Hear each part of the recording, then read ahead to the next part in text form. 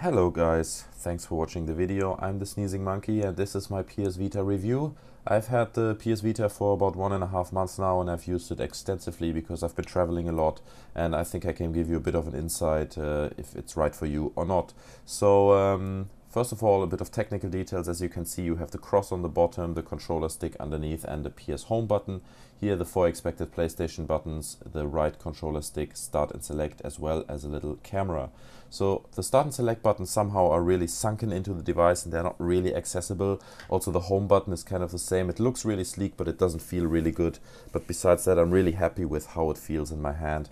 So underneath you have a little hole that you can't see there where you put in the SD card. It's actually a separate format. It's not an SD card. You have to buy it.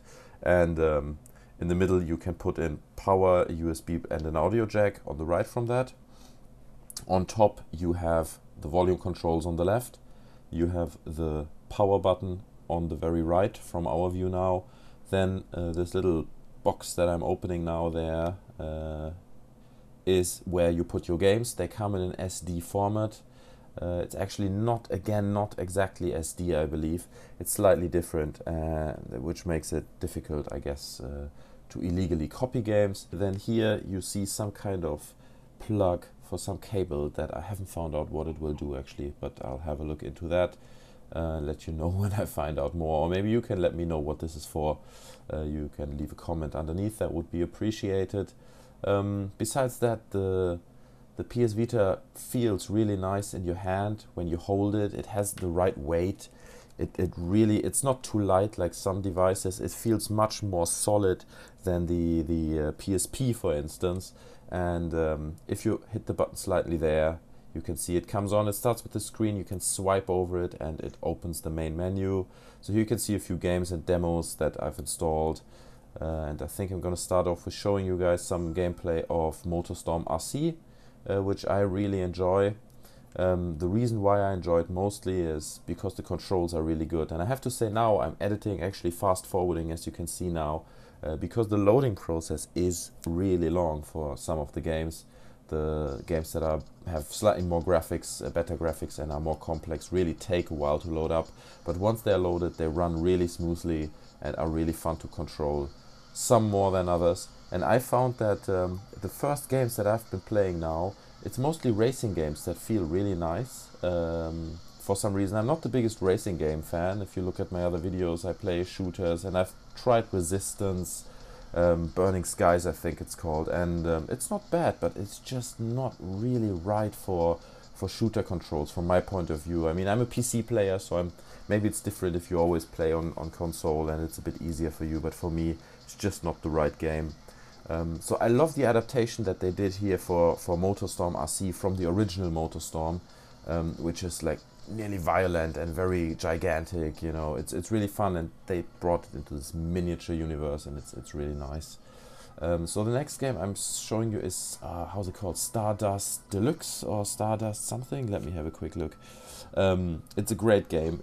I think it also came out on like on PS3 a while ago. It's definitely not new. I'm not sure if this is a different version from the PS3 version, but it's great fun. Unfortunately, I'm not really good at it, so I spent most of my tries dying really early. But if you're good at it, I can believe that it's a really great game, and you can really nicely get high scores, compare them with your friends, you know, advance to the next level. But somehow I never made it beyond the second level, I have to admit.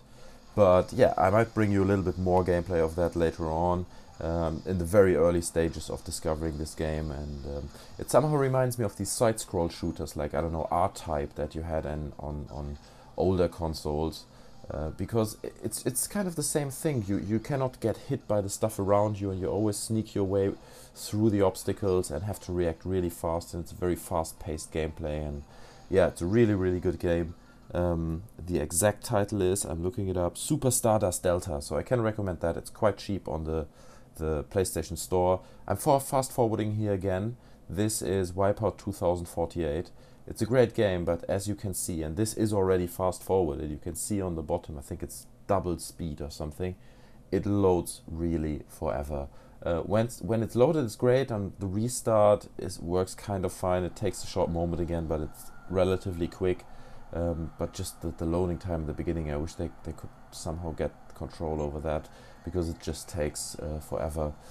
I didn't stop the time. It would actually be great to stop the time for something like this, and I might add like a little captation here later on saying how long it actually takes to load up these games.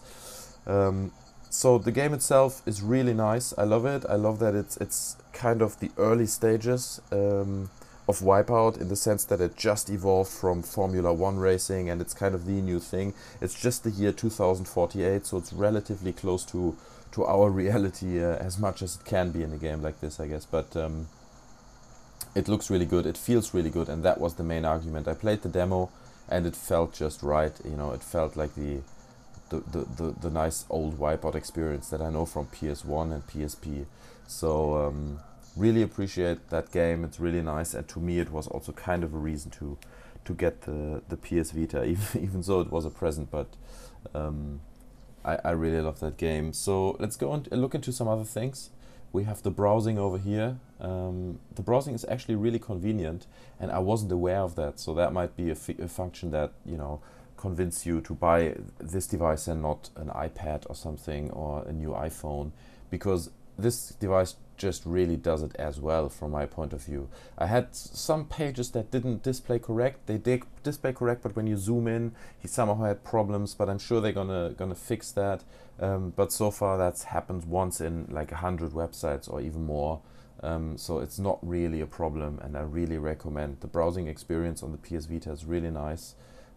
It works really well. The browser loads quickly, and that's perfectly fine. I haven't tried the 3G. I only own the Wi-Fi version, so all you see here is browsing via Wi-Fi, but I assume that with 3G it works equally fine. So that's all good.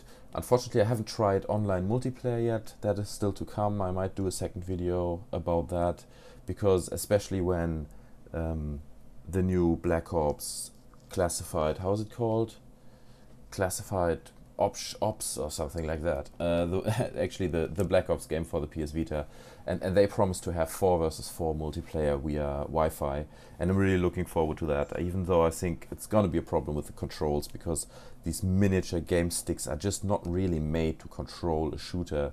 However, I'm gonna buy it anyway and give it a go, because I just want to have a Call of Duty on the go. So here I'm showing the YouTube app. It's actually a separate app, so you can't access your YouTube via the browser. It doesn't. There is no Flash solution for the PS Vita yet. I hope they're still patching that later on. So you have to have a separate app, and if you have videos embedded into your own website with your own player, you will probably not be able to watch them with the PS Vita. That's a bit of a bugger, but I always found it's actually alright. You find a way around it somehow. When you close the full screen that you get from start of a video, you see on the right you can choose comments, favorites, you can check other videos, and you can actually log into your account. The live tweet app is nice as well. You can follow me at random tweetor with O. So there should be the link in the description if you so want to. And it is a nice app. I haven't found anything bad with that. You know, you can use the keyboard fairly nicely on the PS Vita. It's very similar to comparable devices like iPhones or other maybe 7-inch tablets that we know. So it's quite convenient. It has the functions of sharing, connecting, you get messages, you can search, it's all there. So it's all free as well, by the way. The live tweet app is really good.